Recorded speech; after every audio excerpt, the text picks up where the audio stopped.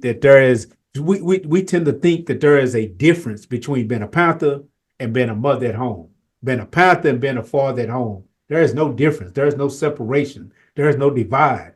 If you are a good Panther, you are a good father. If you are a good Panther, then you are doing your job in the community. One thing we got to understand is that that a Panther has an undying love for the people. A Panther's duty is to serve the people, and the greatest service is to die for the people.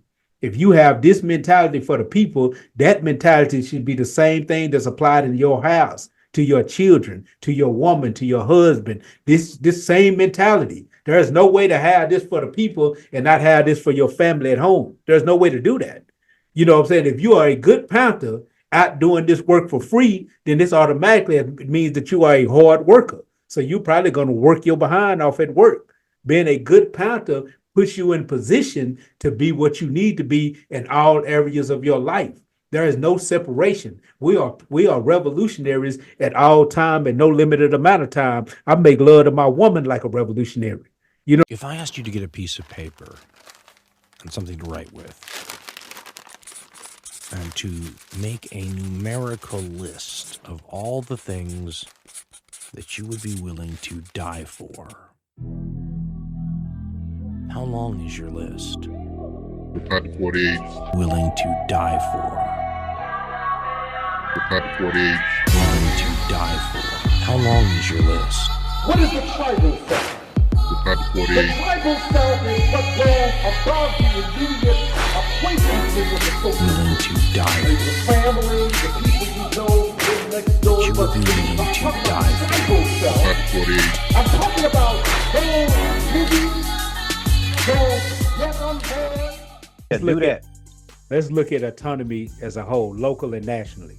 Remember that the Black Panther Party started with local autonomy. We talking about what many Panther historians call the third. What is it called, Brother War? My bad. Yeah, the third development. When we, Third if you're development. talking about Huey, Yeah, we talking about Huey and Bobby. They started with a local problem that they wanted to solve. The basic local problem that they drew attention to the party with was the stop sign that they wanted on a particular corner. If we take, I like to take Fred Hampton's telling of the story. I always quote this book, The Black Panther Speaks by Philip S. Forney, as one of my favorite Panther books. But in the telling of this story, Fred Hampton said that in the beginning, Hugh and Bobby had a problem.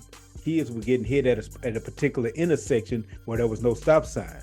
So Fred and Huey, they first went down to the state, to the local government, and asked for a stop sign. Essentially, they told them, Bobby and Huey, go to hell. We're not putting no stop signs down there. So what did Bobby and Huey do? They went and made their own stop sign. They got a shotgun and a pistol, and Huey told Bobby to stand here, and I'm going to be the stop sign. And if any pigs come along and try to stop us from being our own stop sign, I want you to blow his head off. So they started locally.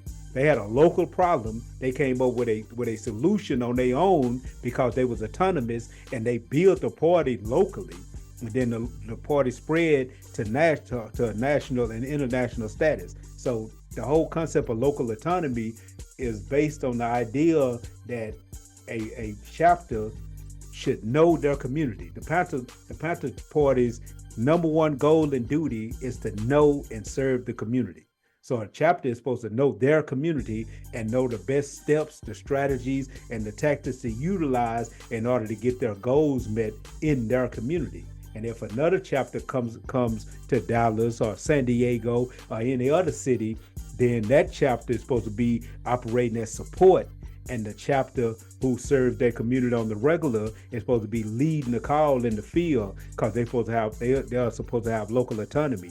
Now, the ideal of having a national, the whole concept of having a national is to keep the chapters on the same goals. To use an example, let's talk about the United States government. The United States government has a federal government, then you have a state government. Let's look at something that's popular in the media. One of the things that's popular, and I remember a lot of brothers asked me questions about this, marijuana, the decriminalization of marijuana. Certain states have decided to decriminalize marijuana. When I was in California, we was walking along the beach, and there was marijuana shops just right there. You can't see that in Texas. So the question is that you got to ask yourself, federally, marijuana is against the law. So how in the hell does California have marijuana shops along the beach legally? How is this even possible? And it's because federally, the United States Constitution says absolutely nothing about marijuana. I forget which amendment it is. I can't remember. It may be 14. It may be 14 or 15. I don't know. I'll be lying if I put a name on it. But one of the amendments essentially says that a state government can create laws as they see fit as long as they don't go against the national constitution. So the states that have decided to decriminalize marijuana have decided to do so on their own without going against the Constitution, and there is nothing the federal government can do about it because they are in line with the overall laws. And that's essentially what a national should be for the Panther Party or the Panther movement as a whole. It should be that set. There should be a standard platform that national keeps all chapters in structure in line with, and then the chapters are allowed based on need, as long as it's in line with that original platform, to create a platform as they see fit to serve their needs. Now, this is my humble opinion, because it has never been done, and I think that this is how it should have been organized. A national committee does not need to be organized like a local central committee. A local central committee needs a chairman, it needs a chief of staff, it needs a minister of defense, it needs these positions for a reason. On a national level, you don't need these positions necessarily. I would think that either local chairmen or regional commanders would end up coming together to make up the national, so that they could get the information, the structure, and all those things when they congregate together, and then be able to take that information back to their region to make sure that their regions are operating functionally. That's the way I would always saw that should have been. Not saying that that's the way it is, or that is how it has ever been. That's just my humble opinion. And with that, I'll see maybe War want to come in, or E want to come in on that. Okay, I go next here. So, kind of like what we talk about within the trifecta. Look at it from this standpoint. We got on the basis level, governance. What we're talking about is governance when we talk about that. So even if we're going from the individual governance or family governance and community governance, it all starts with that one person making a decision to make a change for the better. Same thing applies on a local level. So when you talk about local autonomy, basically what we're talking about, even getting into one of the things we kind of like discussed over the on our leadership class, is that locally as a chapter, we see these conditions going on, and a group of people come together and decide that they want to make a difference. Those group of people that came together and decided they wanted to make a difference, they first had, as individuals, had to decide that they wanted to step up, which created that local governance, that self-governance. That self-governance then formed into a local area or group of people within a certain area that decided they wanted to step up and make change in their area. So no matter what we're talking about within, whether it be the Panther formation or again just governance in general, the idea is that you first start locally. So when a group of people come together and decide that they want to empower and change the conditions of the community of their area, it's all based upon what's happening at that local level. The ideal way that should work within the Panther formation, and let's go back to how the local autonomy thing was revamped within the ranks of the new Black Panther Party. It had to do with the fact that what we saw is there was a decline in the ideology and the works of the Black Panther over the decade, going into the 80s and the 90s. And so a resurgence came about. So when Huey P. Newton was actually killed in 89, there was already a movement going on in Dallas specifically, to where what they would call the Men in Black, to where we was doing the work of the Black Panther Party but not carrying the name. Huey's death, as well as a connection with other Panthers that had already been doing some stuff, which was one in particular was the Black Panther militia in Milwaukee, helped to spark the actual idea of, hey, Dallas, go ahead and utilizing that name and the principles and hold themselves to a standard. So that standard comes into place when we talk about trying to establish that same cookie cutter concept regionally and nationally. But locally, the idea is that the work has to be done and the people within that area have to hold themselves accountable to be able to establish a quote unquote chapter.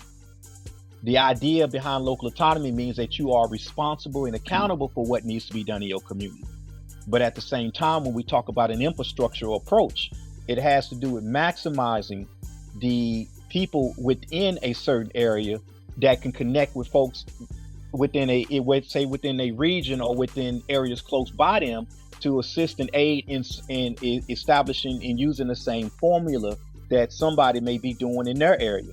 So if you're talking about things that may work here, the idea here, hey, black folks are oppressed on this side of town and they oppressed over there as well. So hey, we're making headway with this. Let's hook up with you over here, and we aid each other in being able to make a larger voice and a larger impact to affect more people for the same element of change. But ideally, that local autonomy aspect and that local power point means that you are holding yourself accountable for what needs to be done. Whereas some of the degrading of what it means is people deciding that they want to be a Panther, looking at the national figures, because the national figures from the third development, Huey and Bobby, and people like that, and even Fred Hampton, making that news conference and that appeal on the media, folks seeing that and saying, oh, I want to do that, I want to be like that. From that standpoint, them wanting to be like that means that they want to be Panthers. But what gets lost in the sauce is the fact that you are supposed to establish and set up a local chapter and be held accountable. One of the things that a lot of people don't recognize is, like here in San Diego, when Kenny Disman I apologize, and Henry Wallace's sister decided, Shirley decided to go ahead. Shirley, yeah, decided to establish a chapter. They got the blessing from the national, from the standpoint of them coming in and saying, hey, what are y'all going to do to impact the community? What are y'all going to do to make change? So the accountability had to do with, if you're going to represent what the Black Panther stands for, there are certain parameters and structures and baseline things that local chapter is supposed to do. And so that's kind of where that came into play. And within the new Black Panther Party, it was reestablished from the standpoint of, because of COINTELPRO, the way COINTELPRO worked, it basically ended up destroying the national chapter, and the national chapter actually ended with a little bit more power than it initially should have had. And because of that, what ended up happening is it was hard for the local chapters to continue to operate outside of the grace of what the national had became and what it represented. So COINTELPRO effectively was able to strike and destroy a lot of the operations locally, simply because they became too dependent upon operations and orders from a national. So within the new Black Panther Party structure, it had to do with the locals realizing that they have to hold themselves accountable, and we all from a national and local and regional level operate on a same set of principles that we use across the board. But nonetheless, you have to make sure that you're doing what you're supposed to do locally in order to even reach out and want to operate from a regional and national level. And that national cannot tell the local what to do, because the local had a responsibility on what it needed to do on that local level. Chief, you had your hand up? Yeah. Just building off of that, and my wheels are turning. As it pertains to a national, or like is there a standard that Panthers have to operate by, just based on, no one owns the Panther, right? The Panther belongs to the people. But as we're interconnected through all these developments, right? What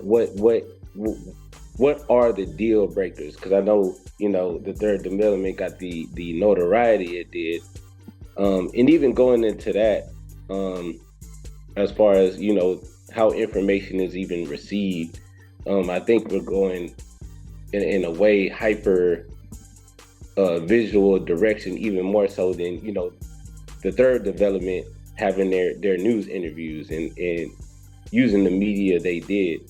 But from the inception of it, what does a Panther have to be something, right? Because we're talking about the principles of the Panther. So does a Panther have to be an anti-capitalist movement? Does a Panther have to be a Pan-African movement? And even as that plays out in Pan-Africanism under the unification of the continent under socialism, how does that play out politically, like ideologically, right? I'm guessing my question is, with the nuances over time and adjustment to current material conditions, what are the non-negotiables for being a Panther? I'll let you jump in and I'll come back. You got something to start that out, especially since he said Pan-African? Well, I wasn't gonna say anything because you and Syke pretty much laid it out, dried it out, made it as boring as possible. I'm not even interested in that shit anymore. I don't want to talk about it.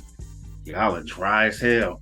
As far as I'm concerned, so the whole, I think in our heads when we think about having a standard and whatnot, there's somebody to enforce the standard. The reality of it is we have to be our own standard. What's his name? Mos Def at one point said, when people ask him where's hip hop going, his response was essentially hip hop is where the people are going. If the people are smoked out, hip hop's going to be smoked out. If the hip hop is revolutionary, it's because the people are revolutionary. And that's the same thing with the party, where we've actually had, tell our business, we've actually had at one point in time issues with cats getting high at the headquarters, using it for their bachelor pad and things of that nature. And that was the standard that they were setting. That was what the party was in that instance for them. There's no way that Huey or other generations could come in and say, you're not a Panther because X, Y, Z. The reality of it is we have to decide that. And that's where the accountability, we have it real bad of trying to get others to do what it is we're supposed to do. As if Black folks are somebody else. As if saying Black people needs to do this doesn't include ourselves. If we have two Black folk doing something, then Black people are doing it. So holding ourselves accountable as the people. And it's the same thing with the party, holding ourselves accountable with the party. Because someone can always come along and say, this party ain't legit because somebody gets high, because somebody's doing this, somebody's doing that. That can always be put out there. There's no recourse to say you can't say that about me other than to have a fight about it. So those things you learn to let go and to simply be the standard bearer. That's the deal breaker. If you're not going to be the standard bearer, then it's broken. It's done. And that's all that you can do, is being that self and doing what it is that we keep saying other folks need to do. So again, if there's going to be a standard, it's because we live the standard, not talk it, not say it, not have classes about it, but live a lifestyle that is a standard of what a Panther is supposed to be, so that when folks approach you and you have a conversation about it, you're presenting the standard and you're their first experience with the party, or that experience in that moment with the party. So no, there's no grand standard deal breaker or anybody to enforce it simply because of the structure. There is no trickle down. The nation has one. The Nation of Islam, they have a standard. They have, all of this because they have a top-down structure. They have somebody on the top telling everybody what to do. He's the standard. He sets the standard. We don't have that. You're the standard. And we have to be that standard. And it's a lot more responsibility. It's a lot more, ambiguous or nebulous, but it's a lot more empowering if you understand what it is, how to use it, as well as the beast that you're up against. Go ahead, Syke. Well, E and I, we feel that since E say we was boring, we feel that we're gonna argue a little bit. Well, come on, because E loves to be fluid. It's what the hell I woke up for. He loves to be fluid. I like to set a foundation. It is a standard. It is a standard, and he could be right to a little bit that you have to be the standard and you have to enforce it yourself and all of that, but there's a standard. There's a platform. There are bylaws. There are certain principles that have been laid out. No, I didn't say nothing when you were talking. There are principles that have been laid out.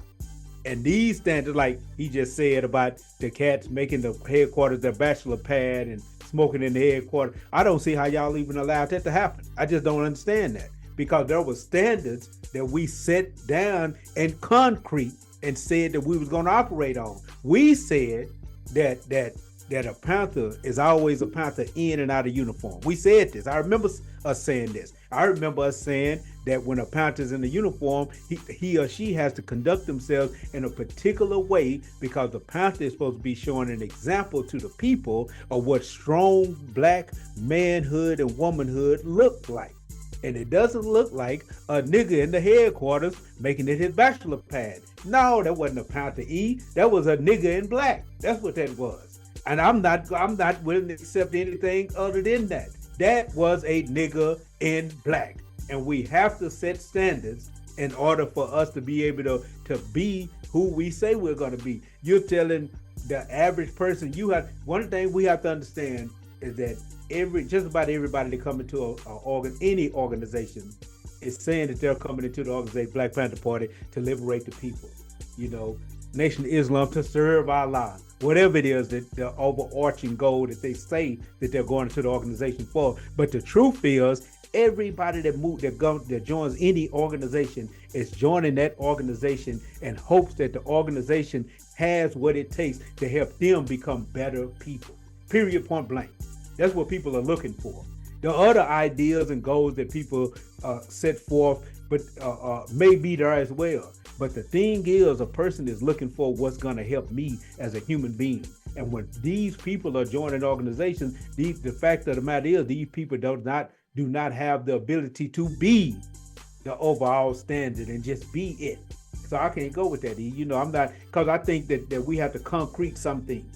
I think some things have to be concrete. Yes, once we move, it's kind of like, and I'm gonna be quiet and let you come in. Matter of fact, I'm gonna let you come in now. I ain't gonna give you everything in one sitting. So, yeah, me and E gonna disagree a lot because E believes that it's just in you and it's gonna float out and not this and oh hell no, that's not how it works. You have to put your foot down somewhere. It has to be done. Oh, I absolutely concur. The foot has to be placed on the floor at some point in time, no doubt. However, the reality of it is, and we've talked about this before, the only standards, the only rule, to put it in these words, we've talked about the idea before, but the only standards, the only rules that you have are the standards and rules that you're able to enforce. If you're not able to enforce those rules, they don't even really exist. That's just something you said. So when I'm saying that that being that standard, we will automatically, at the time that all of that was happening in the headquarters, the party was in disarray. The split had already occurred. People were coming apart. War wasn't there. You weren't there. I was in and out sometimes and whatnot. So there was no standard bearer to hold the name. But if we attempt to step to cats that are yelling, I'm a Panther and I'm doing all of this foul whatnot, we have to be willing, if we're going to hold that standard, we have to be willing to go to war with them and to kill them or to die. That's the only way to enforce that standard. And so, as I've told people in the past, it doesn't make any sense. That's the same shit Huey and them got into, or part of the same shit Huey and them got into. Malcolm and Elijah as well. Malcolm had a standard in his head that now Elijah was breaking. So the only way that rule was going to be enforced one way or the other, it was either going to be enforced or it was going to be disrupted. Somebody had to die in order to enforce it. And we know how that went down.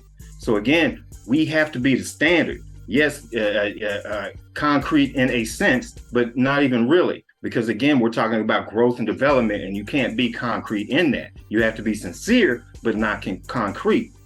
So it still comes down to the membership. If we're in a place where you and I come together and me, you, and War having meetings every week, and somebody comes in and they start doing some things that we're not with, that's not a part of our program, the simplest way to deal with that is to move locations, do it somewhere else, whatever it is. But the reality of it is, if we're straight and narrow and they're coming in and not being that straight and narrow, eventually they're going to leave. That's just the way it is. They're not going to stick around and try to entertain three dry brothers. That's just not going to happen. So that's an enforcement of the standard, being that standard. Remember, like attracts like. If we're doing the work of the people, it's going to attract people to want to do the work of the people, and it's going to automatically repel. And that's how them cats back in the day, they were misusing the headquarters, were able to misuse the headquarters because there were already so many of us within the chapter who were not holding up the standard that we were attempting to put forth at one point in time. They were accepting of the nonsense. Had the organization been on its P's and Q's doing what it was supposed to be, being what it was supposed to be, they never would have been able to do that. There wouldn't have been a vacuum. There wouldn't have been an empty space for them to step in and do that. So the leadership was not being what the leadership needed to be. There was no accountability. And that's why that went down. I ain't like it either, but I wasn't finna show up. Matter of fact, I did that. Perfect example. When War disappeared and dumped the party on my shoulders, basically, you the chairman now, let's see what happens. I fired everybody because they weren't upholding a standard. You know what happened after that? They went one way, we kept going the other way. And that's going to be the result. Cats said the exact same thing. Some of the cats that you knew and built with said, you can't tell me I ain't no Panther. And the reality of it is, he right. I can't stop him from saying I'm a Panther. I'm not going to his house policing him. I don't have time for that. So there is no way to stop that, period. Yeah, actually, it is a way to stop it, but I think that what had happened when what you're talking about, it had got so far that a tide had happened and you hadn't realized it. It had got so far out of line that the Panther standard had been changed, and you was the weird one. You was the one. Absolutely. Hold on, let me finish. You was the one there attempting to bring about a principle of what a Panther should be to a bunch of people who had basically took over the party. These people had basically took over the party, and you was the odd one out. What you should have did was ran like War did. You should have got out of the way. You should have got all the way out of Dodge the way War got out of Dodge, because you was around a bunch of savages in the pursuit of happiness in a black uniform. You thought those was Panthers. Y'all mixing the story up, by the way. And E is talking two different timelines. No. Okay? Yes, you are. Because when I left, that was an exercise, is what we're talking about. That exercise had to do with an exercise in camaraderie. And I played, just so y'all know, for the San Diego Panther Party. What happened is we had cliques going on within our ranks, right? Everybody kind of like pretty much unified around me, but if I'm not in the picture, then you got this half want to go this way, this half want to go another way. So what I attempted to do is appear as though something happened to me in order to try to bring the chapter back together. And in doing so, that's when E talked about, he stepped up as the chairman. And we're not going to go down the whole path of how I was expecting things to go. Other than the fact that the point was, it was an exercise in to see if now under a crisis, would the chapter come back together and rediscipline itself.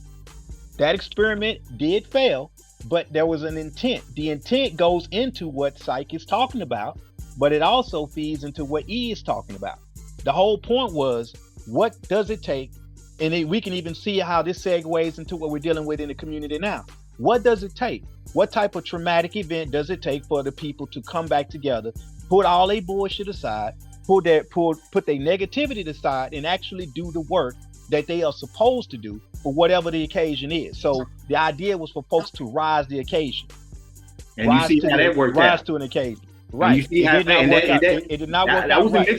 I wasn't mixing to anything. That's exactly what I was talking about. So yeah, it did exactly what I figured, huh? But that had nothing to do with the people smoking in the headquarters and shit like that. That wasn't. No, I'm talking about that was to characterize an attitude. That type of shit was going on. That attitude, people didn't give a shit about the book giveaway or the classes or anything else. It had become a place to hang out. Period. Whatever they was doing. Right on. I watched a speech the other day. The brother Kwame Ture was talking about governance in the institutions and not having the ability to judge how people interpret the frameworks such as socialism and Christianity, but it has to be criticized on the principles. the foundation of it. So I feel like it kind of ties into that how people interpret something, and being able to reach out and point a finger and be like, this is that, because this is how it was interpreted. And going into that, that was kind of the root of my question. Essentially, was, what are those principles that the world would judge a Panther on, outside of what the Panthers have done to maybe misrepresent what it means. Let me start this one off just to go further into that. I think what we're looking at this point is based on the fact that we have previous generations and previous legacies of Panthers that have been in operation. Ideally, the previous generation is your foundation that you should have set an expectation and a standard upon. And then everything should build from that. So when we talk about that, it should go into, at a minimum, any new formation or any new people that are coming in should be able to make at least this much impact. If we were at this standard, in the 60s, then when you come back and create a resurgence, then you would expect to have somewhat, at least look at that as a standard to build upon. Case in point. Let me ask you real quick. Okay. All brother right. Boy, before you go too deep. What does that standard look like for the Panther 48 for a new up and coming formation? Okay, for the Panther 48, what it looks like is that we saw a dissolution and a dissolve in the ideology and the substance and the learning and in the educational levels of what it means to be a Panther. In other words, let's just start with political education.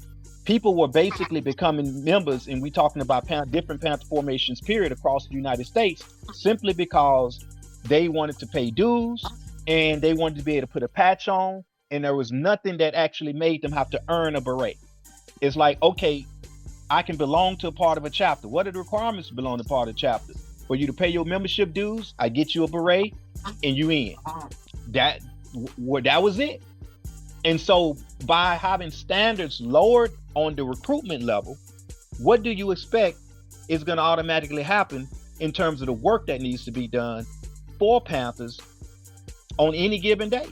If it did not take anything for me to actually become a Panther, if I wasn't put to any type of test, any type of health, any kind of accountability, or provided any type of source material or direction in terms of what it means or what am I getting into to become a Panther, then how can you expect that same person to be able to uphold the standards that may have been set in the previous generation if you're not even doing the same level of accountability and personal work within each member to get them to a point to where they can carry that load?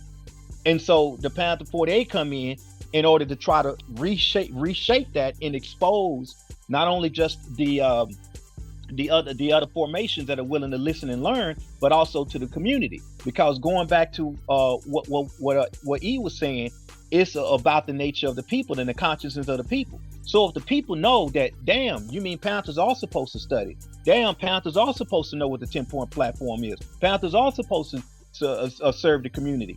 Then how can somebody call themselves a Panther and they're not actually doing this work? Because it is the people that's going to turn around and say, you are not representing the Panther. And even using that same scenario as an example, when the new Black Panther Party established themselves in Dallas, Texas, you had the people that initially formed the Third Development, a couple of them that formed the Third Development, come in and say, y'all can't be Panthers.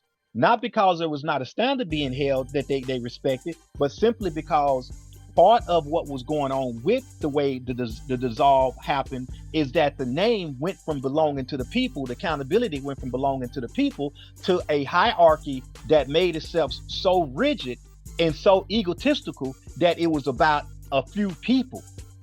And if those few people wasn't out front, then you ain't official and you ain't a Panther. And so therefore they tried to actually use something that their principle was completely against. And that's actually trying to sue and take Panthers to court and get money out of Panthers. The third development was not a capitalistic movement. So at what point do you actually think you're going to be able to go to court and sue me over a name? It was ridiculous. But the attempt was made simply because they've forgotten what local autonomy means. And I'm gonna leave it at that. It's even worse than that, actually. It's even worse than that because you had, and for y'all that don't know me, every word I use is intentional. So everything I say from this point on, I mean to say it. Because you were dealing with a bunch of niggas, because that's what these were. How in the hell is a Panther gonna take you to the state? Every Panther literature I've read, from Huey's To Die for the People, Revolutionary Suicide, the Black Panther Speaks, Asada, everything I've read shows me, unless I misunderstood it, the Panther Party was not in league with the state. How are you gonna take some other black people before the state? How are you gonna do that? Right then, you count yourself out as being a Panther to me. I don't give a damn where you was brought into the chapter at. I don't care if your name start with Huey or Bobby. If you do that, you're not a Panther. That's not Panther behavior. That's not Panther conduct. You know, it just isn't. I can't remember his name, but I think it was the Bonanno family. They had a mob boss that when the feds came and arrested him, he snitched on all the hitters, just about everybody in the organization. So he did the organization so bad that they was kicked off.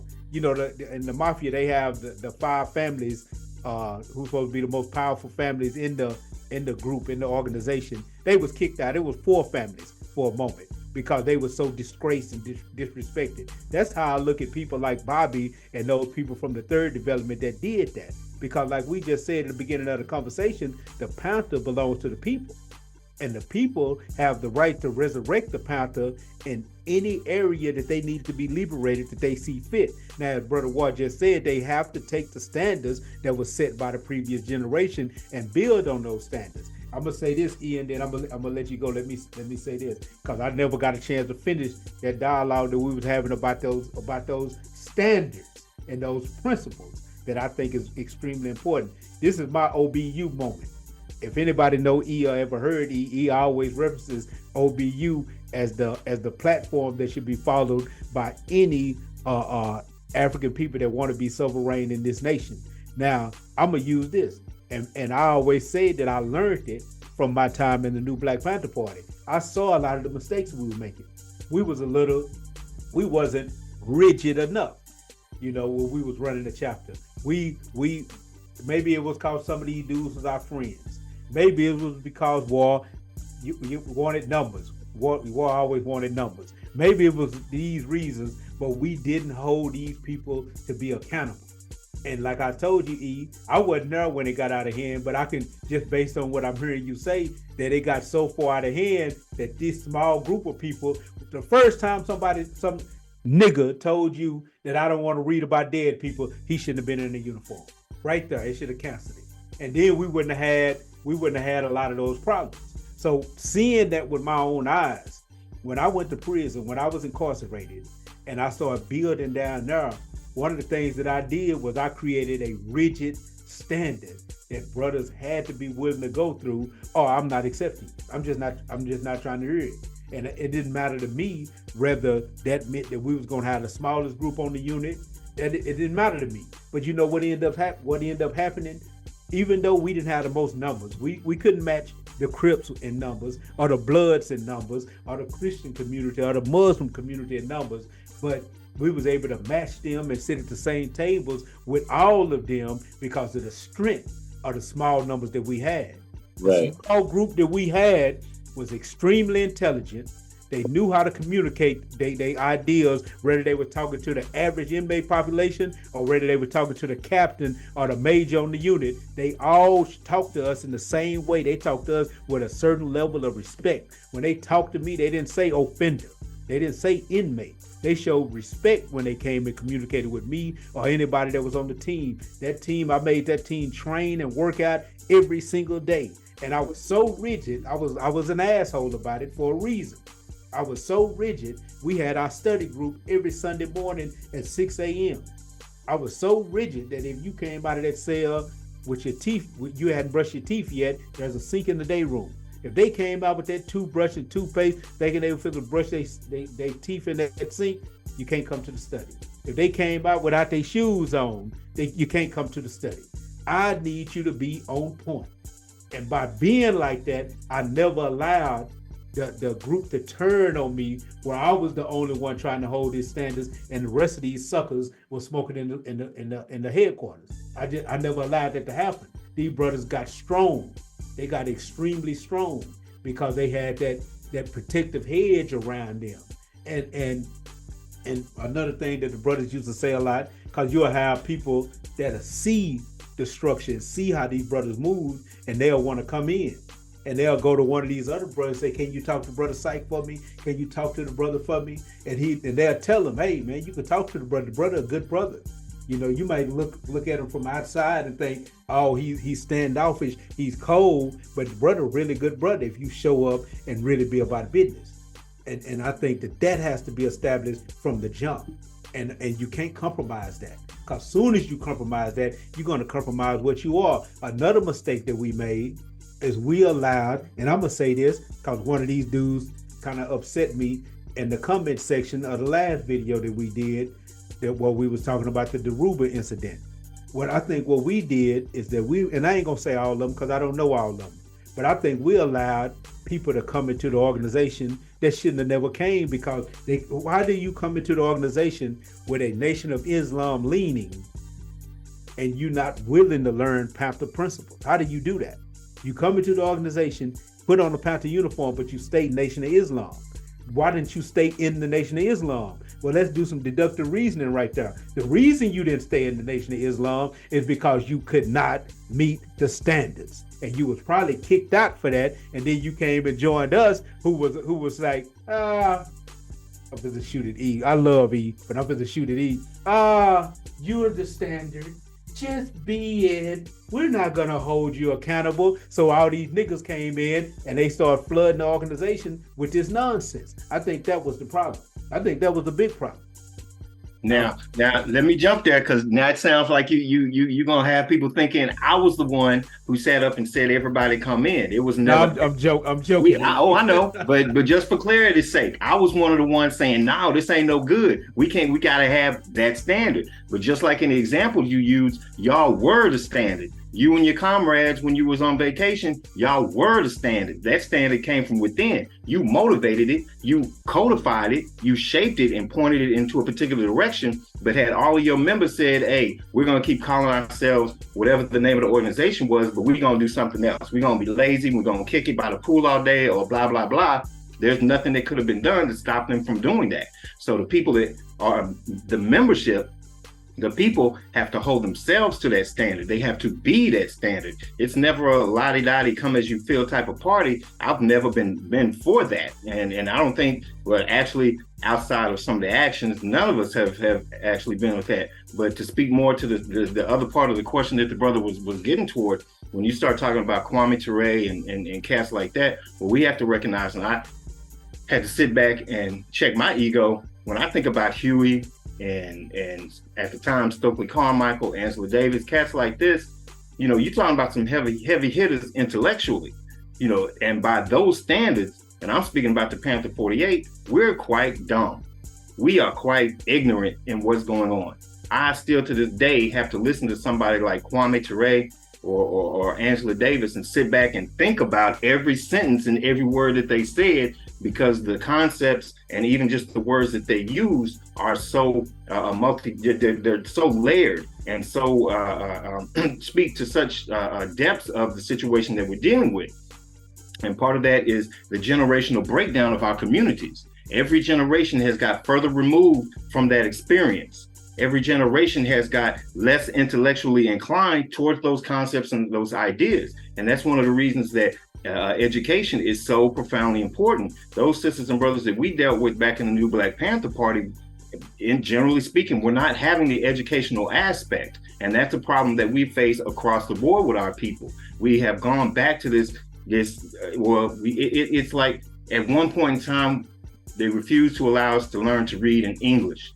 And that was a travesty. That was a horror. That was a horrible thing. Now that we're able to, we refuse to do it, particularly when it comes to us. And a large part of that is our ego. You know, we have to be able to check that ego and recognize and accept that the reality of it is we've gotten dumbed down generation after generation, and we have to start stepping that back. And that's some painful shit. You know, and this is the crux of the movement is pain. We have to be able and willing to accept that pain. Number one, of accepting the fact that you really don't know shit about this thing that we're doing, and understand and realize where it is we are on that path. And until we do that individually and hold ourselves accountable just on that level, we're really just spinning our wheels. We're really just having to go back every generation and try to re-up, rather than pass it down from generation to generation. But at this rate, your children, if they want to be Panthers, they're going to have to go all the way back and find somebody that was around or knew about it back then, as opposed to it just being handed down to the next generation as it's supposed to be, as we've done as African people. That's our culture. That's what we do. That's what the griot is for, is to be a walking library. This is what we have to aspire to be. Each of us must aspire to be generational librarians. We have to take all of the information that we can get, learn it, and then begin to apply it. Because again, it comes down to lifestyle. If you're not willing to live that lifestyle, if you say 0.6 on, I think it's still 6. I used to know that one back and forth. But wanting an education that exposes the true decadent nature of this system, number 5, that exposes the true nature of this decadent system, we have to live that. If I don't like the educational system that's going on, then my lifestyle has to be one of replacing that. So every time we take a breath, every time we speak to somebody that wants information about it, every time we do anything, that has to be in the back of our mind that we are educating somebody about what this experience is about. We have to be aware of that. One of the things that kept me going and made me, to whatever degree I was effective within the New Black Panther Party, was the fact I didn't want them cats to know more than me. Period. I didn't want Sight. Me and Sight would go back and forth. You know, it was love, but it was a very primal, very this competition thing. He can't outdo me. So we would go back and forth, and then each of us would go back, particularly whoever felt like they got beat up a little bit, would dig down, get some more stuff together, and then come back to the table for the next round. And so that's that's how we built. And we have to find a way to integrate the idea of learning into our daily lives, not being trained like they want us to be trained, but to learn the way that African people have taught one another for hundreds of thousands of years. Sight? Come on, you the host. You messing up. Let's keep in mind. He's gonna get dry. God damn. Let's keep in mind we got other questions that want to get asked too. Yeah. That's what I was doing. All right. You say we got other questions. I'm waiting on them. Somebody else. Since we waiting, I'm gonna say this. Since we waiting, we don't want no dead space. I'm gonna say this. And it goes back to what E and I are talking about, and E is right from the perspective of the truth is it got to be in you, not on you. You know, it's not a uniform, it's not a beret, it's a character, and it has to just simply be in your character. Now, to go back to my OBU moment, E, when I was incarcerated, again, I watched what we did. I watched it. I saw it. I was young, but I was watching it and studying it. So when I was down there and I was trying to rebuild this, I wanted to make sure I put some things in place to make sure that the wrong element wasn't there. I don't want to read about dead people element. I wanted to make sure that never got there. So one of the things that I did to filter out that is I took the 10 virtues of a student. If you've ever read Nile Valley Contribution to Civilization by Anthony Browder, Stolen Legacy by George G. James, if you ever read any of them books, the 10 virtues are. So I just simply took those and I made them kind of like the platform to a certain degree. But what I did is I took those virtues, like number 1 is control the thought. That's it. But I broke those down to what I understood that to mean. And I did it with all 10: control the thought, control the action, steadfast. It's all the way down to the 10th, to the last one. And I broke them down. And for everybody that wanted to build with us, that wanted to be a part of what we was doing, in order to be initiated into that study, you had to memorize all 10 virtues and be able to spit those virtues and give your explanation of what you thought they meant. And then you had to be able to be on call with those virtues. When somebody called you out on them, what's number one in the platform, brother? Brother, what's number 3 in the platform, brother? You had to be able to spit that point. You have to be able to spit it. We want freedom. We want, but you got to be able to spit it. With those virtues, it was control thought, the ability to control your own mind and focus your thoughts. I'm not gonna spit the whole thing, but you got to be able to spit it. And the reason I did that, and I used to tell the brothers who had already passed that test, the reason I did that was to make, cause people that's BSing is not willing to go through all of that. They're not gonna sit down, take the time to learn all of that information verbatim, and then be able to spit it. They're not gonna be able to do that. Then I called it being able to spit 1 through 10 all the way through with no mistakes. I called it climaxing the virtues. Not stuttering through it, up, none of that. Just spit it. And so with the brothers that trained themselves to do that was brothers that you don't have to worry about stepping off of that standard. And that's what I think has to be done for any organization in order for you to have a strong organization. I think Brother Rigid raised his hand first. I don't know which one went after Brother Rigid, whether it was Karan or Brenda, but go ahead, Brother Rigid. What question do you have? All power. All power. First off, I like the fact that you all use the term rigid in your description, because that is my name in the organization. The question I have goes back to when you all were here. We had turned off cameras by then, but I asked, how do we reach out and get the interest of some of these gangbangers and young people who are more interested in gangbanging and raps and things like that to be a part of the organization? I got something, but you ain't gonna like it, Syke. I don't think one of y'all gonna like it. Because my and I kind of touched on it already, but the reality of it is, until you have something to replace what it is they have, you don't have anything. I got no reason to listen to you. If I'm making money and you tell me I need to stop doing XYZ to make money, okay, well, what am I gonna do to make money? If you ain't got something, you need to be quiet and move along and let somebody else have a conversation. In my mind, it has been for years, we have gotten so, because everything is so extroverted, because every movement that we hear about is about going out and getting people to do such and such, as opposed to, if you look at organizations that are really truly successful, whether it's in the movement or it's in business or whatever it is, those organizations are successful because they simply did the work. They did what needed to be done. And as that grew up, people looked and saw that, and they didn't want to be a part of Amazon when Jeff Bezos was just selling some books out of the back of his house. But people started wanting to buy stock and be a part of it when they saw it building, when they saw it going somewhere.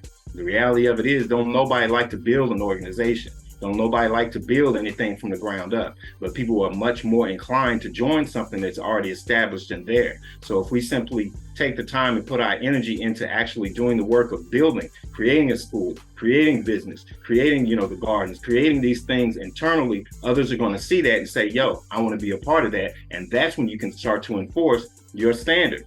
If you don't have anything, that's your standard. It's having nothing.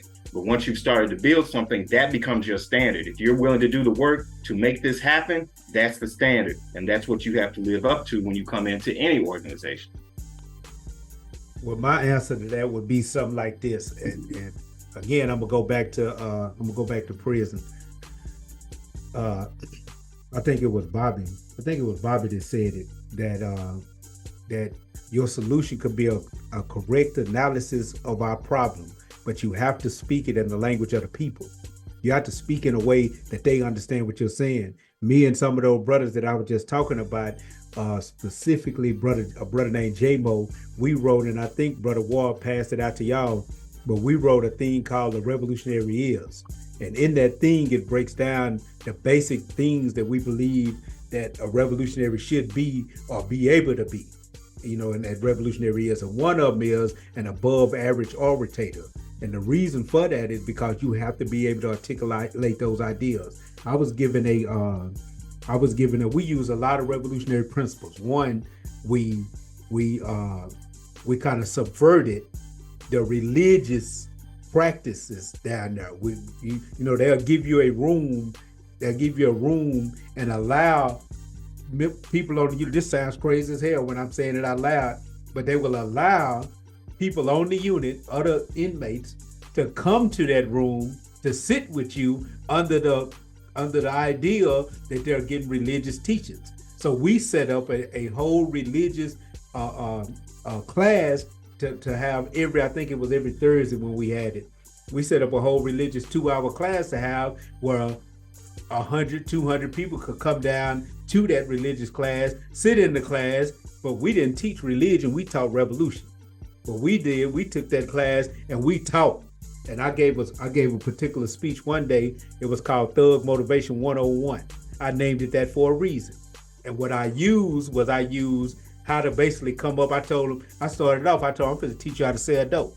So everybody that just basically came down there to talk to their homeboy that's on another building that they don't get to see all the time, came to pass things to their partners. Everybody that came to do that, they really didn't come to hear nothing we had to say. When I said, I'm going to teach you how to sell dope, everybody raised their head up and looked, and they started paying attention. And I taught them how to sell dope. I broke it down from somebody coming up from selling drugs, from scoring a $50 rock to taking over a block, to the girl that they need to choose and need to avoid, to everything that go along with it. But as I was telling the story, I flipped the story and showed them how these same principles apply to business, to having the right character and people with the right character around you, and how it can destroy everything that you're trying to build and everything that you're trying to do if you have the wrong type of people in your circle. I broke it down in that way. So the truth is that speech had nothing to do with selling dope, really. Had nothing to do with thug motivation. But I used the language that audience, that captive, and no pun intended, that captive audience, I used the language that they could understand. And they all loved it. And many of them, I remember one in particular, he told me, man, I've been trying to find myself. He said, and to this day, I didn't know what to call myself, but I know what I am. I said, what are you? He said, I'm a revolutionary. That's what he told me. He had never even heard the word, but he said, I am a revolutionary, because he liked the conversation. So that's one way I think that we reach the people. We have to talk it to them in a language that they understand, and we can't be preaching to them. We can't tell them, hey, you got to stop gangbanging. Hey, you got to stop this. We just got to simply, the X movie that Spike Lee did. We have to simply set a clear glass of water in front of them and let them compare it to the filthy glass that they have, and then let them make a choice. And if a person is in their right state of mind, and a lot of our people are not, but if a person is in their right state of mind, they'll choose the clear glass every time. And at least that's the strategy that I started using with a lot of those brothers. And those were brothers that walked away from their gang membership. We even had a Mexican brother. And I hope he watch our content and leave a comment so people can know I'm not making this up. We even had a Mexican brother who was a member of a Mexican gang this gang down there doesn't allow Mexicans to eat with blacks. It doesn't allow them to smoke with blacks. It doesn't allow them to do any of that. We had a Mexican brother that went and told his gang that he had to step back because he's a part of the conscious community now. You know what I'm saying? And that's how I believe that you reach them. That's how you reach them. Crazy thing is the brother, his name Crook. He go by the name True Air now. But we had a Black History contest around Kwanzaa time, and he won the Black History contest. Crazy, ain't it? But go ahead, Brother E. Well, I was just going to say, just real quickly, because I want the sister to be able to get her question in. What Sykes said and what I said are exactly the same thing. The language that people understand is shit you do. Everybody done heard the phrase, one way or another, don't talk about it, be about it. It's the same thing. People understand when you do shit. They understand the fruits of your work and your labor, and have grown tired. One thing about our community, about people in general, is I think that people have grown tired of the conversation and don't want to hear the shit anymore. So talking to people in the language that they understand, that's something Malcolm talked about. Talking to people in the language that they understand is very much, Psych was about it. Psych lived it. Psych went down there and he wasn't talking about it, he was about it. He just had the classes to let you know what it was he was about, in case you couldn't see it.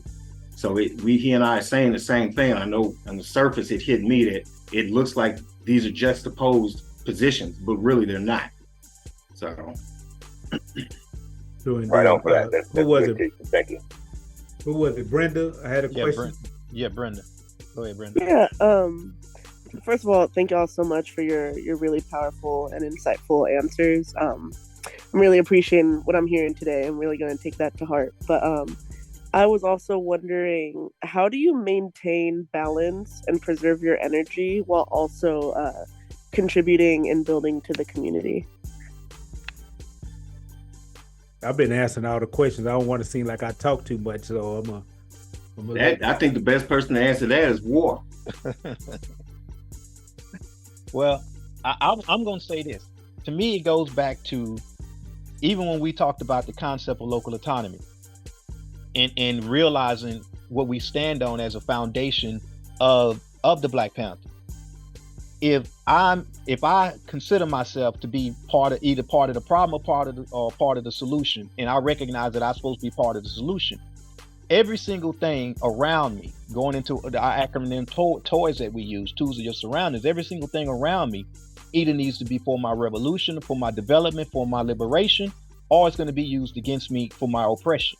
Once I make up my mind, consciously make up my mind as a Panther, that I want to make this place better. I want to raise the consciousness of our people. I want our people to be better off.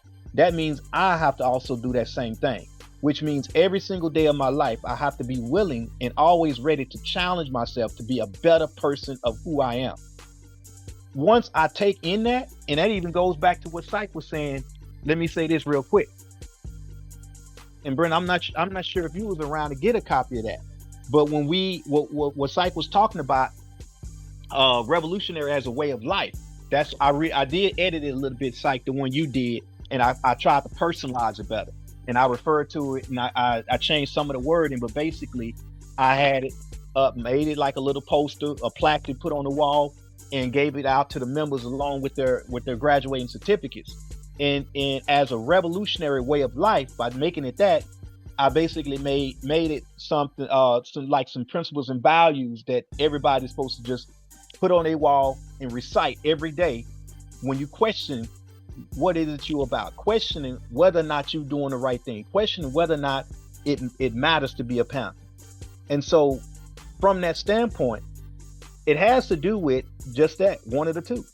Am I going to be part of the problem or part of the solution? If I vow to be part of the solution, and then going back to our pledge, our Panther pledge, you are pledging allegiance to do what? To better yourself, better your community, better the next generation. If I understand the value of a pledge, that lets me know that I can't play with this. That lets me know that I can't play with myself. And so therefore, if I'm able to hold myself to the highest standard and a high level of accountability, then there's nothing about me that's going to deter me from letting go, especially if I also, number two, am willing to accept the fact that there's healing that needs to happen amongst myself, family, and community, going into that trifecta. Knowing that we are damaged goods as a people, as a person, family, and community, we have to accept the fact that all three are damaged goods. Then I have to give myself that space to grow. Giving myself that space to grow, I know that I'm going to be struggling from time to time. But the fact that I am willing to incline and make myself better and hold myself to that higher standard and that level of accountability means that I'm not gonna step away from this. And so I'm also willing to accept the fact that some of the things that I've done and some of the things that I am doing are going to also need to be able to be critiqued, addressed, corrected, and put in a better position.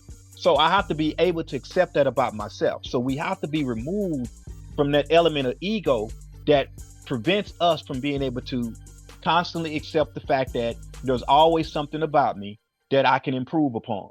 And that same spirit is what I want to bring to the community so that the people will embrace it. instead of kind of going back to even into Richard's question, to where the people feel like you better than them. If you carry that spirit of what I'm better than you, then when you talk about trying to confront and build a conversation with somebody, you know, that has that hustler mentality or that street mentality, but are not necessarily disciplined and not ready to take it to the next level, then you're going to give them an opportunity to say why they don't respect the Panther or why they don't want to be like you, because you are putting yourself in a judgmental place to where you're shaming them, or to where you're making them feel like you all this. So why would I form a connection with you? Why would I want to be like you when you're going to condemn me for what I am instead of helping me as a Panther? So we must be able to take ourselves to that level and be willing to basically say, I'm going to hold myself to these principles and be a Panther for life. And if I truly believe what I am and what I represent, then there's nothing that can stop me or deter me, or anybody else that can stop me or deter me based upon the baggage that they bring to the table. Because we all are bringing baggage to the table, meaning that we're gonna bump heads, we're gonna have quarrels, we're not gonna be able to communicate properly, so on and so forth. All of the things that was done to us in the past, in terms of slavery, when it comes to stripping us of our culture, stripping us of our identity, stripping us of our way of life, and making us turn against each other in order to keep us divided, are still in effect to this day. And as long as I'm conscious enough to recognize that, then I realize that these things will also come into the party, and I need to do my due diligence to dissolve those and eliminate those within myself so that I can do it to the next person. And I wanna say something on that, Sister Brett, because I know Karan had his hand up, and we're gonna pass it to him next. But I wanted to make sure you did ask, how do you create a balance between your life as a Panther and your home life and your work life? Is that correct? I don't think he answered the question. So I want to say this. If I'm correct on that. And I think one said something nice, but he has some nice stuff to say, but he didn't answer the question. But I truly believe that we tend to think that there is a difference between being a Panther and being a mother at home, being a Panther and being a father at home. There is no difference. There is no separation. There is no divide. If you are a good Panther, you are a good father. If you are a good Panther, then you are doing your job in the community. One thing we got to understand is that a Panther has an undying love for the people. A Panther's duty is to serve the people, and the greatest service is to die for the people. If you have this mentality for the people, that mentality should be the same thing that's applied in your house, to your children, to your woman, to your husband. This same mentality. There is no way to have this for the people and not have this for your family at home. There's no way to do that. You know what I'm saying? If you are a good Panther out doing this work for free, then this automatically means that you are a hard worker. So you're probably going to work your behind off at work. Being a good Panther puts you in position to be what you need to be in all areas of your life. There is no separation. We are revolutionaries at all time and no limited amount of time. I make love to my woman like a revolutionary. You know what I'm saying? I cater and deal with my woman the way a revolutionary should deal with his woman. You know, and that's what we have to understand. I had a brother down there tell me that he didn't think that he could continue this once he got home, because he was put on down there in the prison system, because he had to come home and actually raise his nephews and do all this good stuff for his family. And my response to him was, if you don't understand how being a Panther can help you do that, then you're right. You shouldn't continue this once you go home. You are absolutely correct. So in my humble opinion, to answer your question is that the balance is in understanding that you are a Panther all the time. You are a revolutionary 24 hours a day. You are always a Panther. You're always a revolutionary. There's no way to get away from it. When I think of some of the greats, they were the ones who understood. Malcolm was that all the time, every single day. You know what I'm saying? Morton was that all the time. I even believe that Dr. Khalid was that all the time. He was who he was all the time in no limited amount of time. And only the ones who tried to create a separation between the two are the ones who end up falling through the cracks. I love Huey. I love Huey's ideals. I love his political ideology, and that's who I study. I take three people and I put them together and say this is the perfect African. Huey for the ideals, Malcolm for the character, Shaka Zulu for the warriorship. You put those three characters together and unite those, you probably got you somebody that you cannot defeat. Period. But the fact of the matter is, Huey was a Panther sometimes, and he was the cool dude chilling in the penthouse other times. And that's why Huey fell through the cracks, because he didn't, even Huey himself didn't know how to be a Panther 24/7 all the time, 365 days out of the year. He just didn't know how to do it. Go ahead, brother Ian. Then Karan, we're gonna touch on your question. My bad, brother, for being so long-winded that we taking so long to get to you. Yeah, you can't help it. So here's my question in response to her question is, do you understand racism, white supremacy? Or, Sure do. Okay, what is racism? That it works in tangent with white supremacy. Both of them are hate and disdain for people of color, especially Black people. Okay. So one of the issues that we have, and probably for me the most underlying issue, the best example of what it is this mindset of the individual. We don't understand racism, white supremacy, simply because we want to individualize it, simply because we have not learned to understand it as a system. You know, racism, just like socialism, it's like capitalism, is an ism based on race. And the most profound expression, today's expression, the most current expression is the idea of the individual. And when we've approached our participation in the movement, we've approached it historically as individuals, donating our time, donating our money, coming in from the outside as an individual to contribute to something and then going home, as opposed to the more African-centered mindset of understanding that racism, white supremacy as a system affects everything that it is we do. So our counter to that has to also affect everything that it is that we do. We have to be able to study these principles and these ideas that have maintained our civilizations for hundreds of thousands of years and begin to live those principles and ideas, whether we call ourselves Black or we call ourselves African. It's those principles that we have to put back into place and begin living and being.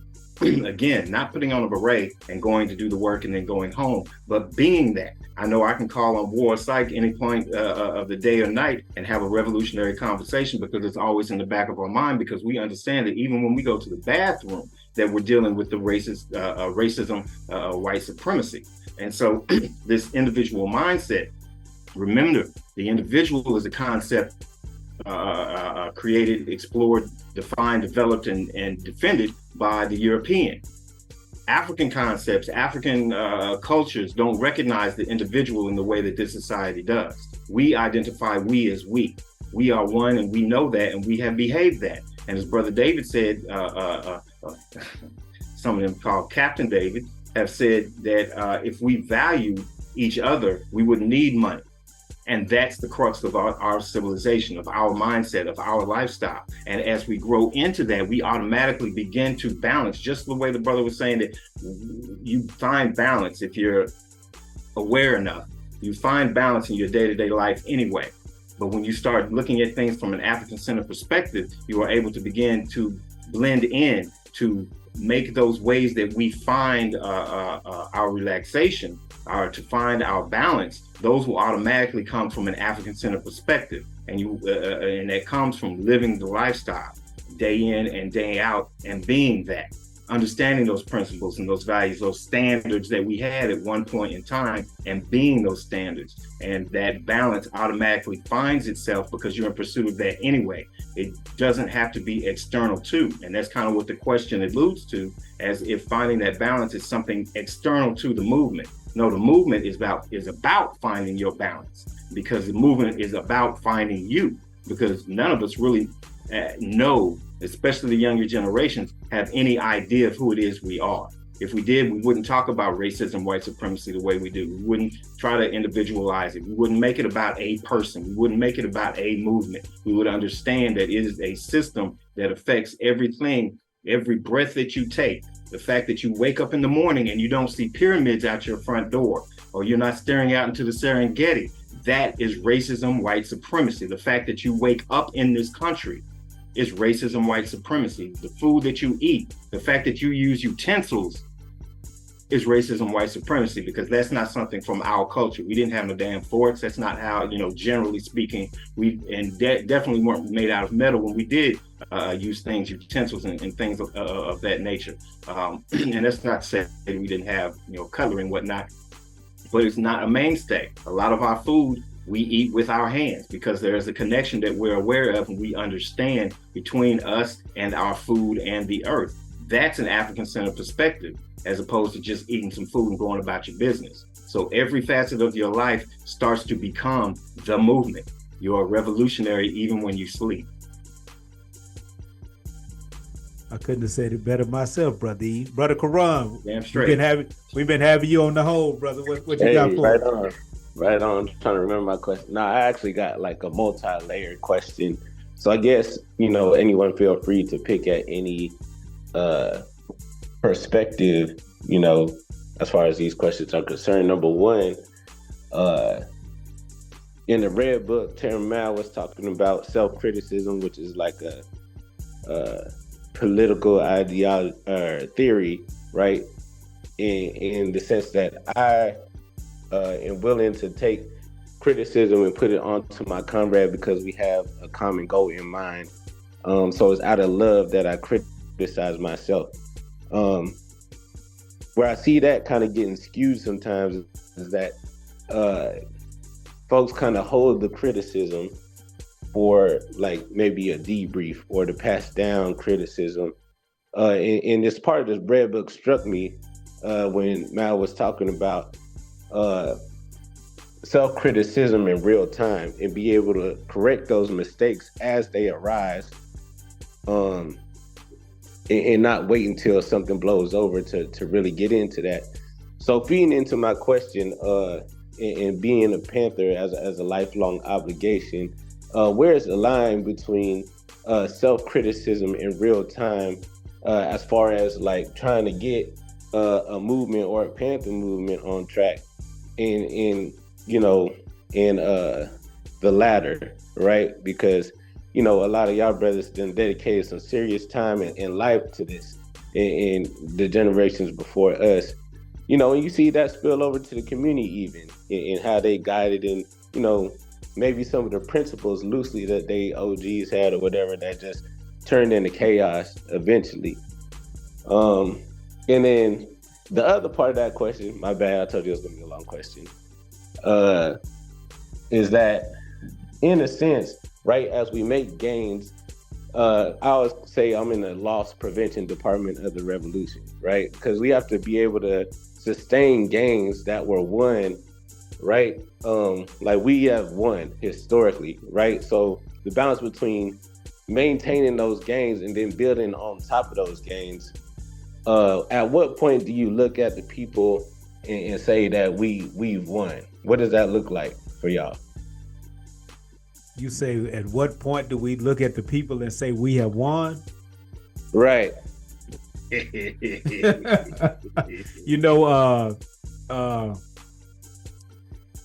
one of the things that I love to say. I didn't make it up. I think I got it from, I don't know, one of them, Huey, Assad, or somebody. I got it from somebody, George Jackson. Matter of fact, it was George, and blood in my eye. But one of the things we got to understand is that revolution is not the goal. It is not the ultimate goal. Revolution is the path that we walk to get to the goal. The goal is freedom. The goal is liberation. And to me, that's what it looks like. It looks like freedom. Now, we're a long way from there if we're basing this off every individual Black person walking through the Black community. And like one of the things that E and I have had a discussion about a lot is that we have to understand that, like what I just said a while ago, I said that a Panther has an undying love for the people. A Panther's job is to serve the people, and the greatest service is to die for the people. Probably most of the people listening to this broadcast may think I'm talking about a group of individuals, and I'm not. I'm talking about the people as an ideal of what we were and what we can become. And everybody that are brought to that ideal becomes the people. The average person just running around that refuse to buy into the ideal because they're not buying into the ideal is not the people. So to me, we see victory, or we see our problems being solved when we see more individuals becoming the people and actually willing to live the people's culture and a people's lifestyle. Ultimately, if we're looking at it from a physical perspective, the ultimate goal would be to see Black people completely liberated mentally, physically, psychologically, and economically from this system. And that, to me, from what I see, is a long way off. I truly believe that we have to start uniting with like minds and liberating ourselves psychologically, economically, and physically here and now with those who have like minds. Like I talked about me and the other brothers in prison. While we were still in prison, we did liberate ourselves to some degree while we was there, and we liberated our ability to think at a higher level. And that ability to think at a higher level actually start transforming or even changing our physical condition. While we were still in prison, we wasn't treated like the average prisoner. We wasn't talked to like the average prisoner. We just didn't deal with that because we had liberated, made efforts toward liberating ourselves. But that's my answer to that. E, I see you got that look on your face. Yeah, no, look, I have to let you know when I see it. War. Yeah, the part to the ending question, I would say that. Go back to the first part of your question though, because you did a 2-part, and we started. Yeah. We addressed the last one, not the. So the last part was a little bit. He talked about the self-criticism in the beginning of the question and reading Sherman Miles' Red Book. Okay. Right. So, in how we approach criticism sometimes organizationally, as in, getting a hold of things way after the fact in that aspect, and that's why I got into sustaining the wins that we won in this movement. So I guess that question was, where is the line? Because it has to be. That's another abstract question, actually, because there's no textbook, right? But as generations go on and people have invested so much into this, right?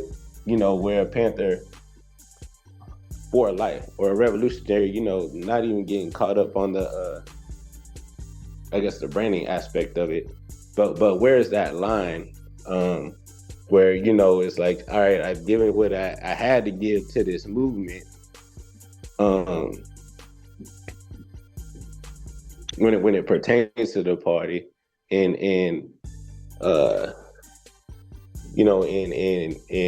being to sit back at the end of the day and be like, look, we sustain these gains, hopefully the next generation can get it together. But a lot of it's management, you know what I mean? And that's a lot of the critiques I hear is the management of it. So where, as y'all, being vets, I guess more personally, where have you found that line as far as being invested into getting, a specifically Panther movement on track, and going on after that, or in critique of even what's currently happening? Well, there has to be a line somewhere where it's like, hey, this is what's going on. I can't really tap out on this specifically. Well, let me jump in and say this. To me, it's kind of a weird question, and I say it's weird because as a Panther, especially if we say Panther for life, there's no such thing as a line ever even being able to be drawn on this side of my plane of existence. Panther for life means that as long as I am in this life to where I'm tangible, visible to y'all, I'm a Panther till death. Now, in terms of what does that look like in regards to how much energy I am seen putting into this to the next generation, or wherever my part, my role is what can transform and what change. In other words, it doesn't mean that I should consider myself always on the front line, always being a chairman or whatever position or whatever until I die, that doesn't make sense, because at that point I'm static. If I'm static, then I'm not dealing with change. Like what we talked about in our leadership training. Change is constant. As a person within the movement, I should expect that my change, my role, and what I have to provide and give should be constant and change as well.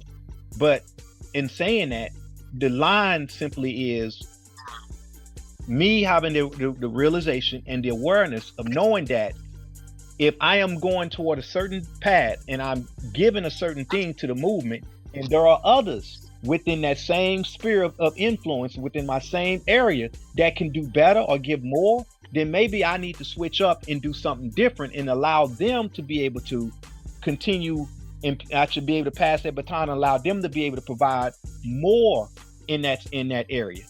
That don't mean I don't have a sense of usefulness, because there's something else I should be doing.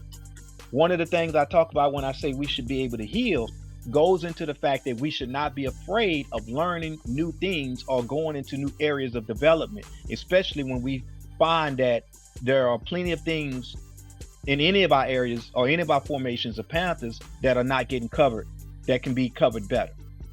So we should be able to transform and redirect our energy to wherever it is needed. That is just a basic premises of being a gorilla. If there is an area that is not getting covered, cover down. That's your general order as well. Cover down.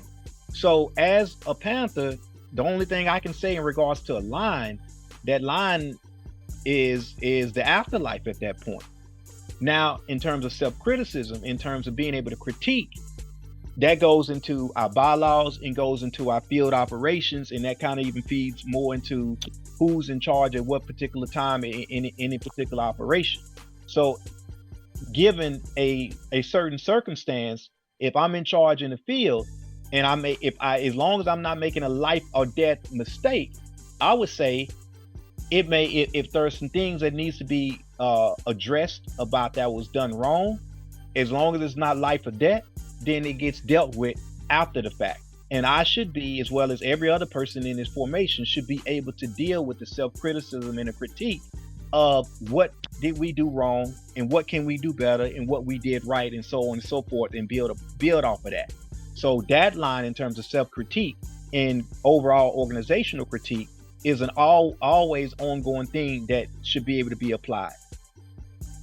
Go ahead, E. Yeah. I like the first part of that question better. But it seems to be an example of what it was I was getting at earlier. The only way you can say that there's a line where I'm stepping back from it is if it's something you're participating in as an individual. If you understand that it's a lifestyle, then you can never how do you step back from your lifestyle? You know, I have literally several times tried to leave the party. War won't let me, because this has become a lifestyle, you know, whether it's through my art, whether it's through the chickens and whatnot that I raised, things that I do, conversations that I have, that we do with the Panther 48, this is just the lifestyle. So if it's a lifestyle, there is no stepping back from it. If you are fully invested and call yourself, you know, revolutionary or a Panther for life, then it's not only for life in terms of down the road as you age for life, but it's also laterally, left to your left and to your right. Your life, everything you do is your life. The choices that you make, the places that you go, the things that that's your life. And so it must permeate all of those areas. And when it becomes, it's like when you mix two separate things, black paint and white paint, at some point, you can't separate them anymore. At some point, they are so intermixed that you can't tell one from the other. So part of our objective, short-term objective or desire, or part of the path has to be to integrate, to make that lifestyle of change, of growth, of development, of revolution, so ingrained within our life that you can't tell the difference anymore. That line between the movement, you know, joining the NAACP and what you do in your day-to-day life, that line in between should be blurred so that you can't tell when you're off the clock. You know, cats would tell you always on. They used to tell me, I know they told Psych, you always about this stuff. You always talking about this. You always doing this because it's your lifestyle. So there is no line in somebody who's made it a part of their life. There's only a line for those that go and clock in, do their Panther work or whatever work, and then clock out and go home. And that's part of the issue. And I just want to clarify on in the framework I was asking the question, you know, as far as being a revolutionary, you know, and having an undying love for the people, that should be a constant everywhere. But as we deal with a Panther international Panther movement, and as far as, you know, how the critiques of those movements or the direction of, you know, a Panther movement, if we choose to view it under the lens of a monolith, right? Like, you know, as I develop, what's my duty in course correcting things from a national perspective and so on and so forth. So I meant like the line as far as it pertains to the duty of like organizationally, if that makes sense. Kind of reword that, brother. You say the line as far as organizationally. Right. So if I, you know, Idaho Black Panther Party is on some wild kind of time, right? Or, you know, even my chapter is on some wild, or so on and so forth, as we deal with the Panther, right? Like in all the various different formations, or even if you, in your own formation, where's the line between like course correction and you know, just solidifying what you got going on, as to, you know, not necessarily get lost in the politics of everything, right? And I feel like y'all be the best ones to speak on that, because you've dealt with so many formations in the development of a new Black Panther Party as it pertains to multiple states, you know, from a way larger standpoint. I think. Oh, go ahead. Go ahead, E. So I think what I'm hearing is, how do you maintain your autonomy but still criticize or self-criticize, hold other chapters or even people accountable? How do you criticize them, and when and where? Is that right? Or like to even make substantial gains on a level of holding Panthers to a stand, you know what I'm saying? And going back into, you know, power, the ability to define phenomena, make it act in the desired manner, you know, not being able to enforce accountability, right? And that's, you know, even getting into local politics, you know, there's no power until you're able to hold the people accountable to come through on what they say, because they're accountable to the people. Well, if you had a partner that was behaving ill, you know, misbehaving, not doing what he's supposed to be doing, in that moment, would you chastise him in the moment in front of the family or out in public or wherever, or would you pull him behind closed doors and have that conversation? And to maintain, okay, so that for me, like Ward said, that kind of on those same lines, is case by case. You know, what is it that's going on? Number one. Number two, to maintain your mind and where you are is just a matter of to not get caught up in other people's bullshit, is a matter of study and understanding your position more clearly. The more you understand where you are, the less you can be knocked off of your path by any little breeze that comes along. So, I mean, it's kind of the same rules that you would apply to chastising a family member in public or behind closed doors. When would you do it in public? When would you do it behind closed doors? You know, obviously, if he's about to, you know, pop somebody in the mouth and it's going to be a problem, or pull a pistol or whatever, then you probably want to jump in and shut that shit down right away. But if he used, some offhanded words or whatever at the wrong time, that can probably wait until y'all can get behind closed doors and have a conversation with him. The whole time, you know that you're on a revolutionary path and whatever drama or nonsense that he's involved in, or she, or whoever is involved in, is not going to sway you from that. I think that. Let me add to this too by just simply saying, and I don't know if this is completely on point or not, but just say that locally, I'm making a difference or an impact on a specific program or a specific operation that we got going on as Panthers.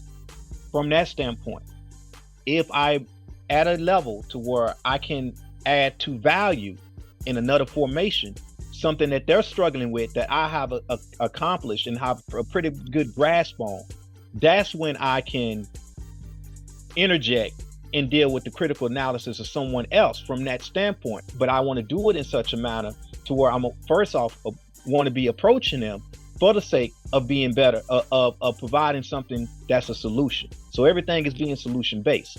And I would even go in as far as saying we have to realize as Panthers, we have to be well versed in psychology, period.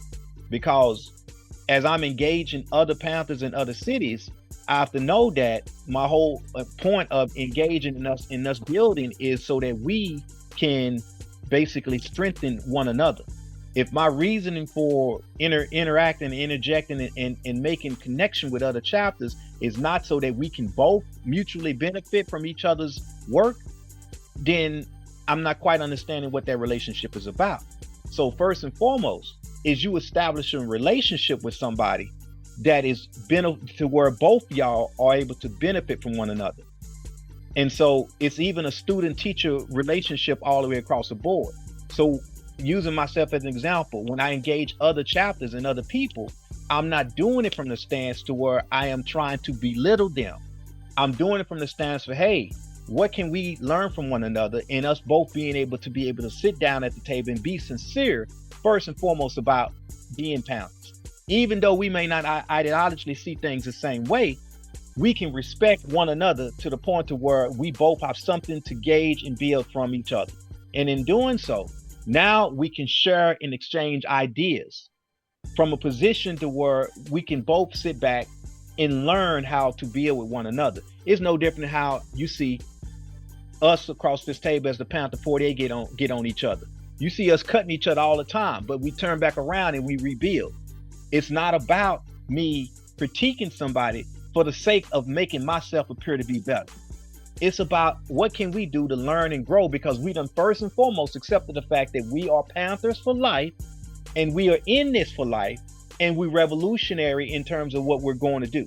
So therefore, our whole intent is to empower the people and make it better for the people, not for brother war, but for the people. If I put the people first, then that removes the egotism. And if I'm removing the egotism when I talk to another Panther, then I shouldn't be talking to somebody else that has personal intent on gaining something that is not going to benefit the downline or the upline, should I say, which is the people. Go ahead, E. Yeah, and in that spirit, and Psych, you might want to cut this out because I don't know if this qualifies as personal business or whatnot.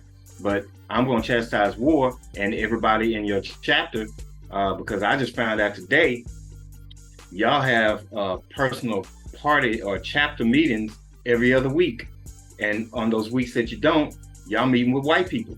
I, as a revolutionary, do not understand how in the hell are we going to take time out from our building, from dealing with our issues, which occur on a daily basis, to sit there in the back seat for a week while we chop it up with white people. It's a whole different, I'm not computing. We never did that. And part of the issue for me is there is a level of camaraderie that you get in the field working. But again, you clock out from doing your party work in the field and you go home until you meet 2 weeks from now and have your in-depth party only conversation. What's going on? There is another type of camaraderie that comes along with sitting behind closed doors and critiquing what Brother Karan did down at the garden, the community garden this week, and chopping it up along those lines. And so not having a stronger emphasis on the education, making that first. If we want to meet with white folks, that's fine.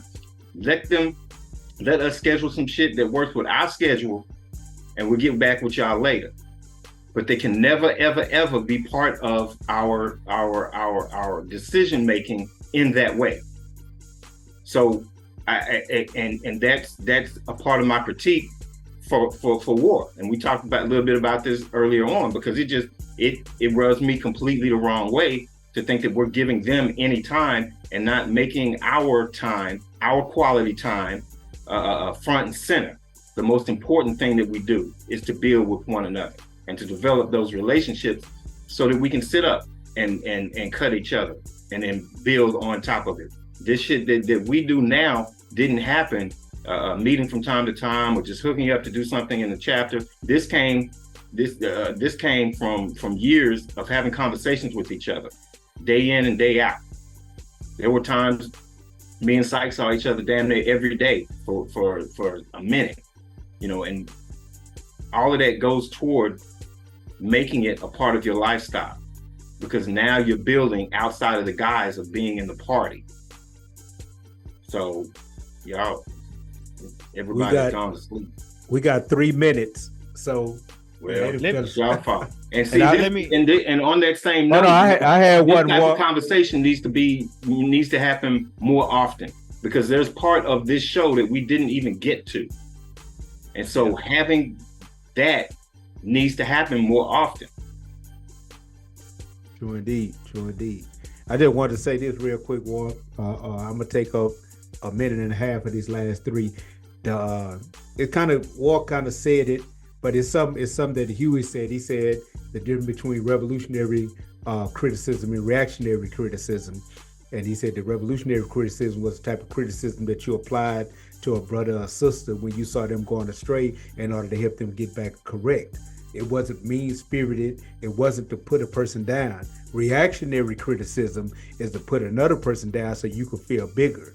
And so as revolutionary, we supposed to always be willing to accept revolutionary criticism, and to not to be able to accept that in order to make that course correction, as Brother Quran said, is one of the most ignorant and stupid ways of thinking ever known to man, that I cannot accept criticism in order to change my behavior. And we keep using ourselves as an example. We all are willing, we all consider ourselves to be pretty intelligent brothers, but we all are willing to accept criticism from each other. Every time I went astray, I did something wrong that I needed to recalibrate, these brothers never were shame or shy about calling me out on it and essentially putting me in my place. And the same thing goes for them whenever they make a mistake that we feel the need to correct them about. Brother War has always been humble enough, because me and E gets in on War all the time because he's a chairman of a chapter. So we goes in on War consistently. And I think, and not to speak for the brother, but I tend to think I'm pretty good at reading people. I think he enjoys us doing it, because I think he gets information from that, and he gets things that he can take and use as strategies and tactics in running and managing the chapter. So we have to always be willing and able to make those changes. And like Brother War said, we will always be willing to make those changes if it's about the people and not just about ourselves, if it's not some selfish, if our ego is not in it. And with that, I'm gonna get out the way. It's 8 o'clock. I'm gonna let you go on and go, War, and then we're gonna get ready to close out. Well, I want to end it on asking either Kennedy or Justice how, and this just kind of goes into the evaluation process.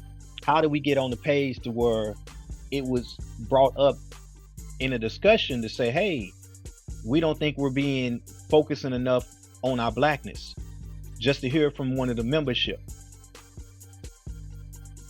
All power to the people, Chairman, and thank you as well for giving me a moment to chat about it.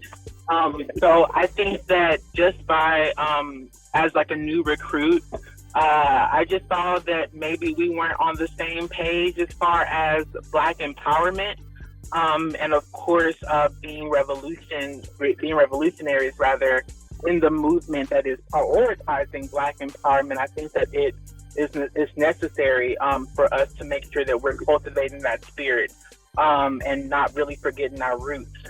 when it comes to where we are revolutionary. And so, and also, it was brought up, and I think that, in fact, Chairman, you brought it up in the sense that there are some people within our ranks that are uncomfortable even saying Black Power, and I think that that in itself, shows that that we do have an obligation to remove the log from our own eyes before we can, then go in community and try to remove the splinters from there. But as I said, I'm one of the newest recruits, or the newest graduates of the Panther Party, Black Panther Party. So I'll kick it off or push it off to Justice in case they have any more context historically. Thank you.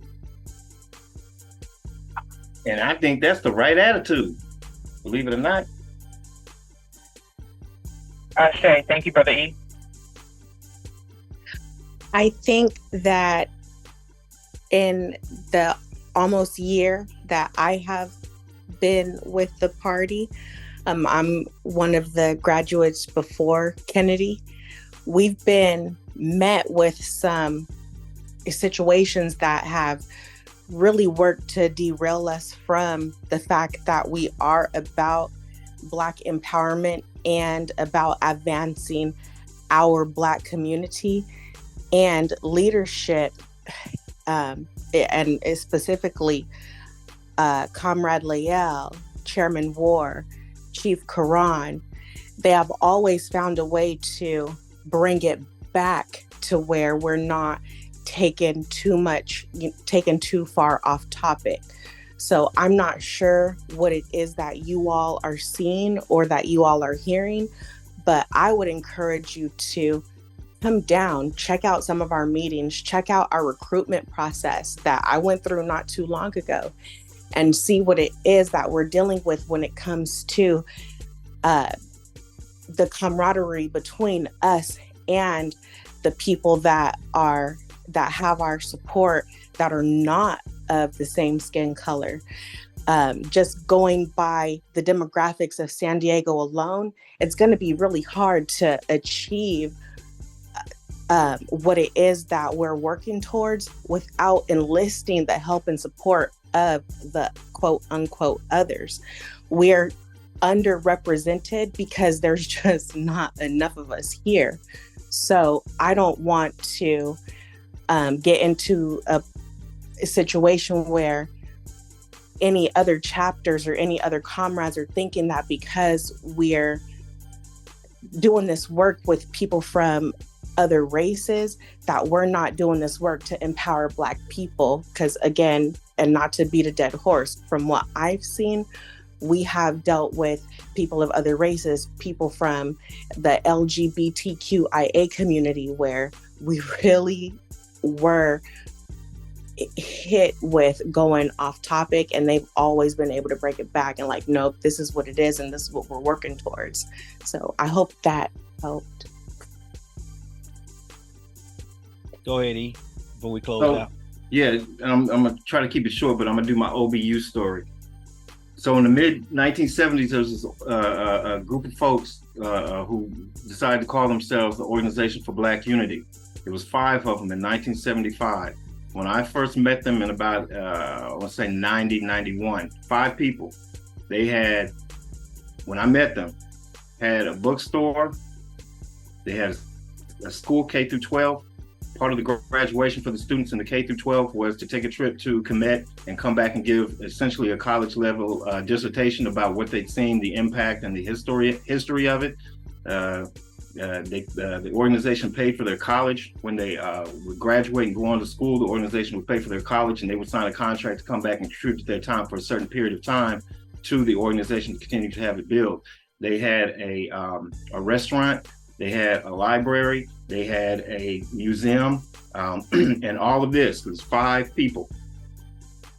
5 people who never accepted a single dollar or help from anybody but African people. The head of the organization at the time when I met him, his name was a brother named Babu Phil, received a letter and a check from a white businessman. The check was for about $5,000. The brother tore up the check, wrote on there, "I know what you're trying to do," and sent it back to them. The reality of it is, no matter how nice they are, never in history, never, ever, ever, ever has there been a case where non-Black organizations fought for Black folks and adhered to that to the bitter end. And what I mean is, our movement, our struggle has become so convoluted between so-called revolutionary white folks who, at the end of the day, much like the Weather Underground back in the 60s and 70s, who were blowing up buildings and whatnot, this was an organization of all white folks who literally set off bombs in courthouses. They are walking the streets today. They did a little bit of time, they're out walking the streets. Had that been us, it would have been a different story. The fact that they can commit acts like that, then cut their hair and go get a job in corporate America, tells us that it is not the same movement for them. They are fighting, assuming that they're sincere. They're fighting because they believe it's the right thing to do. We're fighting because our humanity is on the line. It is do or die for us, not for them. So the stakes are going to be higher, and the commitment is not going to be what it has to be from us. If we see white folks that are outdoing us on being committed to our movement, that lets us know we need to step it up. We need to stop looking to them. We have to see ourselves doing for ourselves, because for at least 200,000 years, that's what it was. It was African people doing for African people, nobody else. And that's the only thing that's going to bring us back, simply because no matter how nice they are, and my mother is white, lovely woman, love her to death. She loves sight, she loves war, she always has. But I would never entrust her with this movement, because if nothing else, she cannot understand what it is to be dehumanized in school, in the movies, on TV, in the streets, by the police, by people who are making mortgage loans, by every facet of what's going on in this world. So it's not that there can't be good white folks that we shouldn't say, hey, lend us a hand real quick, but you can only have an alliance between two groups or two organizations that have an equal status and an equal playing field.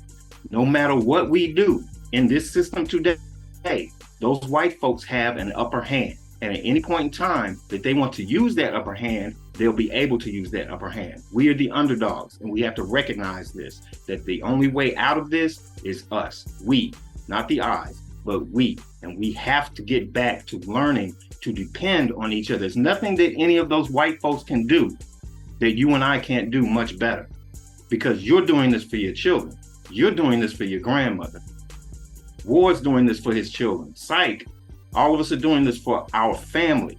They're doing it because it fits their ideology, which could change tomorrow. Given the right dollar sign on the right job, they could very well be bought out of this situation. Even if we took a dollar sign and took a nice paying job to stop doing the party work, we're still niggas in this system, period. And so we have to come from that perspective, or else this is not going to get right, because the system is attacking that very humanity. The system comes from its own perspective. We have to come from our own perspective and begin to build the community relationships based on our perspective and not theirs. And I don't have nothing to add to that. There you go, E. Everything I taught you, I seen it came out. Whatever. And with that, I'm joking, y'all. With that was your Panther 48. I think this was, what's up, E? Wait 1 second. On that note, we need to put together something to supplement your weekly white meetings and have some type of educational process on Thursdays, and have people commit to that as a part of making it their lifestyle. This is where the pavement hits the road. This is where it is. It ain't about going to a protest. It ain't about going to the garden. It's about sitting down and shutting up and having this conversation. And I don't mean you have to shut up. I mean sitting down and preparing yourself to learn and be open to the ideas that are being put forth and brought forth, and that has to be done on a consistent level. So I'm going to ask that the folks that are here and all of the membership, that we make a commitment, if not this week because it's short notice, but the week after, begin building on a weekly basis to begin to further develop the training that you got on coming in, which was great, because it sounds like was a hell of a lot more than what I had to go through. I just got a draft notice and I was like, oh, okay. So that's a great start. But now it's time for us to continue to build on that, because you haven't learned shit. And I'm not, that's said with love. I ain't, putting you down or nothing. But the reality of it is, y'all don't know shit. We don't know shit. But we have to build and move that forward. And we have to be able to give you what it is we figured out, so that you all can build on it and make it better. We talk about the gains. I'm hard pressed to think of any real gains that African people in this country have actually gotten, because we're in the same situation, and even worse, because we have no idea of who it is we are. When we were getting attacked by dogs and water hoses, at least we knew that we were family. We knew that we were each other. We knew that this was affecting all of us. Nowadays, we think that it's just something happening to somebody over there until it happens to me or my best friend down the street. Now, all of a sudden, it's my problem. We have to get to a point and educating ourselves, to continue to educate ourselves in the direction that helps us understand our oppressor, the oppressive situation that we're in, and the liberation of our true selves. So